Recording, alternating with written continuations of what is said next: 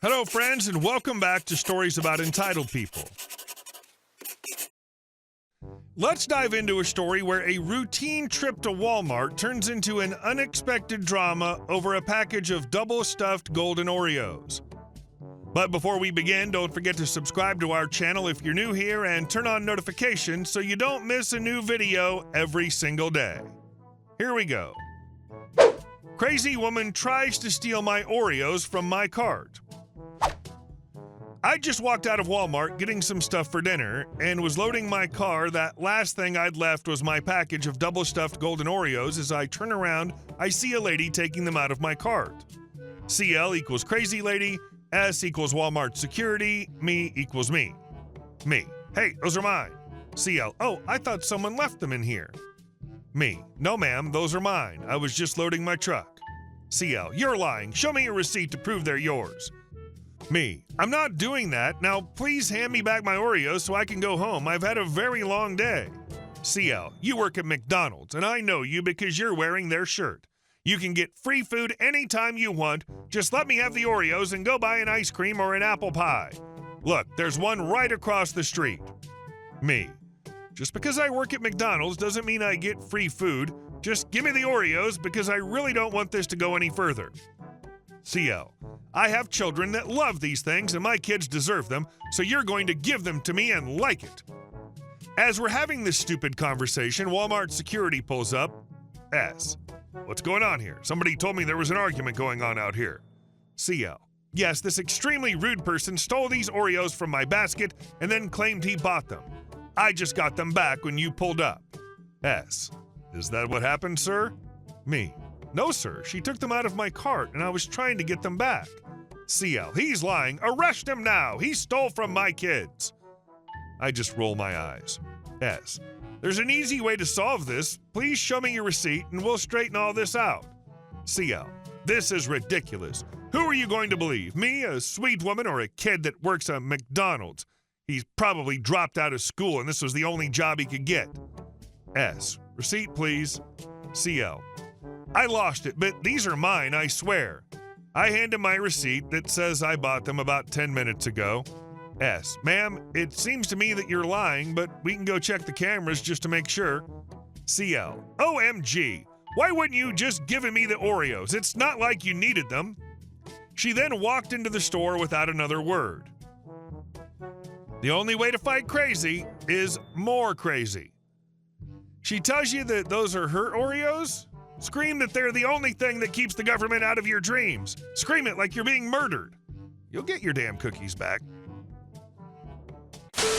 And our second story. Entitled brother finally got what he deserved. I, 31-year-old female, am in shock over the throwdown that I witnessed between my mom, 60s female, and my entitled brother, 26-year-old male. Bro's been mooching off my mom and I. She and I co-own our house since 2017. He lived rent-free for 4 years. Finally, my mom managed to force him to pay his form of rent by paying some utility bills, a total of about $450 a month, since 2021. He has never paid his bills willingly. Every month, he demands to know why he has to pay the amount and demands proof of the cost, as if my mom was trying to swindle him for some reason. And every time he's finally given us the money for the bills, he has told us he was bailing us out since we must be broke. Why else would we be making him pay for us? Recently, he's been going off about how he can't wait to leave the house and he wants to save his money to move out, but he simply can't with the cost of all these bills weighing him down.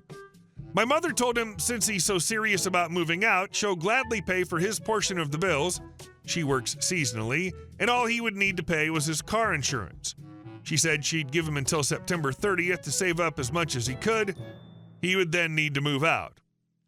Since that agreement was made, Entitled Bro has gone on 2 trips out of state. One was a 4-day bachelor party in New Orleans, has gone to poker nights with his friends multiple times, refuses to do so much as wash a dish, and leaves a greasy mess wherever he goes in the house.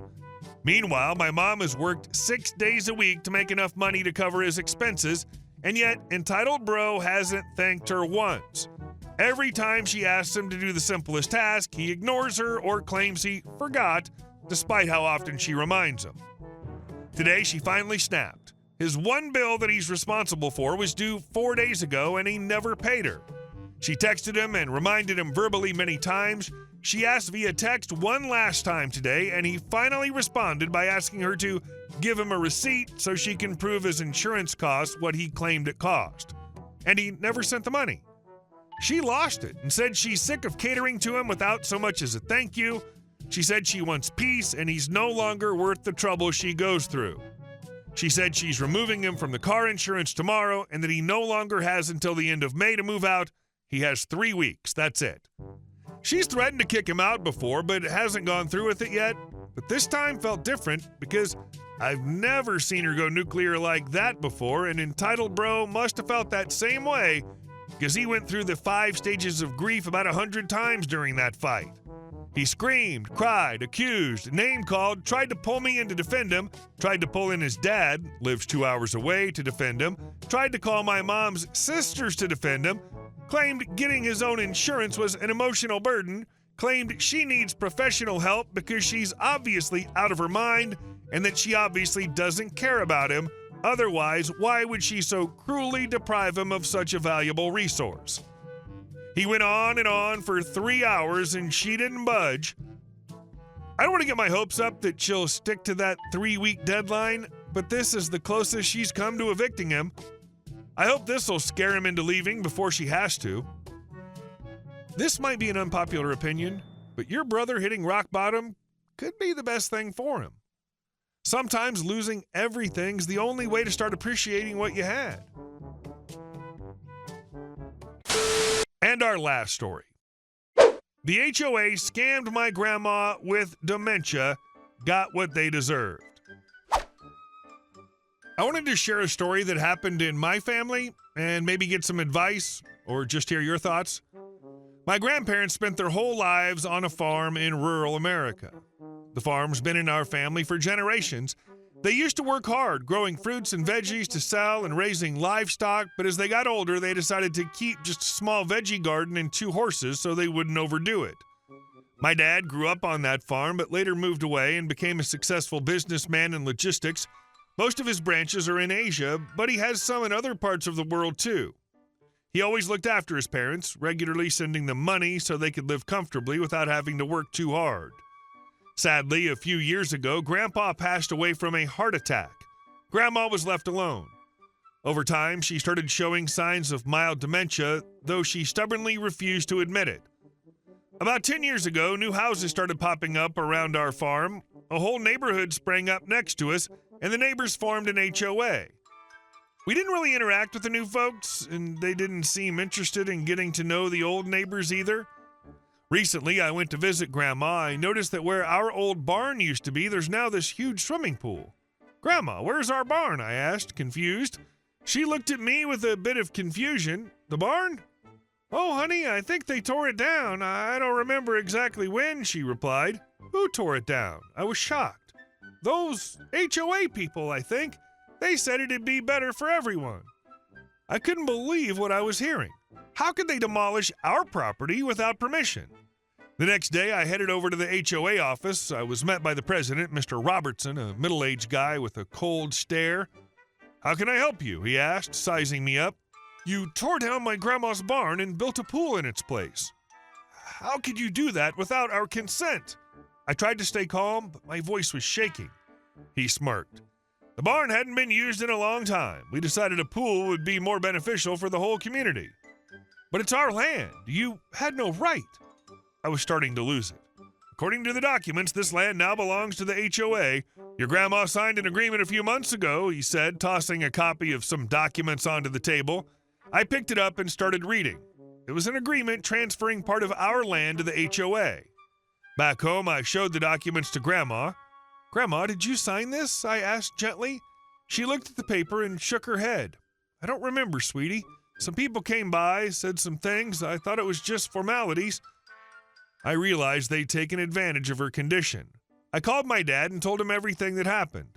"They tricked her, Dad. We need to do something," I said. "I'll handle it, son. Don't worry," he replied confidently.